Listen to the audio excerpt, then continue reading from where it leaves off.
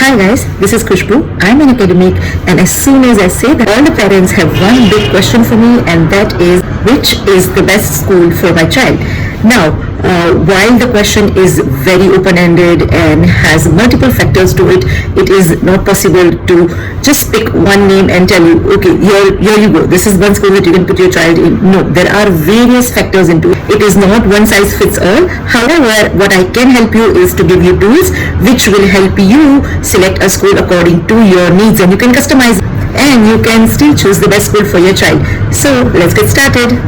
Number one factor that you need to keep in mind while selecting a school for your child is what is the school board or the school curriculum. Now, there are various curriculums which are state-wise like SSC, or there are nationwide like CBSE, or there are international curriculums like Cambridge curriculum, IB curriculum, Waldorf curriculum, so on and so forth.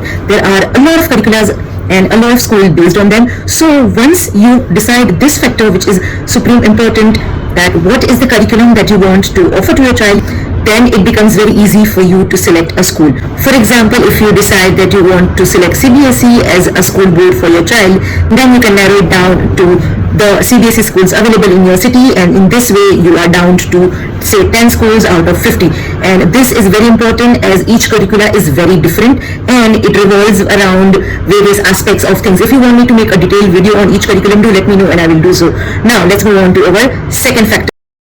Once you have selected the curriculum or the school board for your child, next step is to look out for the various amenities you want. So what are amenities? Amenities is basically the facilities that you want to have in your school. For example, if you want your school should also have some sort of a sports facility and you are very keen on them having a swimming pool or a football area or a skating, then note down all of those requirements as well and then look according to those amenities in your list. For example, when I was with school for my daughter, I looked at amenities like it should have self-defense classes like taekwondo, karate, etc. And it should also have a lot of physical education, and it should have art and craft, music, dance. All of this is also very important, not just the curriculum itself, and hence you need to also look at all the other co-curricular things that are offered in the school. It will also help you narrow down your search. Let's move on to the third one. Now the third one is a little tricky one because not a lot of parents are very comfortable and open about this, but this is of very important consideration,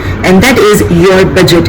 Now, as you know that various school boards, various schools would have their own fees, and there would be different kinds of fees of a school. Some would also have some donations that you have to give extra in order to get an admission in. So once you decide on your curriculum and the amenities that you want, you would have to then see that, okay, for all of this the cost is coming around say 1 lakh or 2 lakh, and are you able to pay for that or not? Now everyone wants to give the best for the child. However, let's be honest, education has become an industry wherein it is very tough, and if you have multiple kids, which is more than one child, then it becomes even harder for the parent to manage the budget and to pay more. So even if you would want to put them into an IB, you don't have the financial resources, you have to select to another option. Budgeting down and thinking, okay, how much would you be able to churn out each year for your child, and accordingly you can narrow down your search for the right school. Now let's move on to the fourth point. One of the important factors now is the location, or how far the school is from your area. So once you have decided on all of the above factors, you need to revisit your list and see what is the best school for you and how far it is. All of the schools that you have selected are in around 30 to 40 minutes of bus time, and that is very standard time for a child to have. Once you decide that these are some of the schools that you want to opt for, then also look at how far that is from your place and how much time it would take for you or your partner to drop your kids and pick up your kids accordingly, or you have to also calculate an extra fee of a van or bus transportation, whatever you opt for.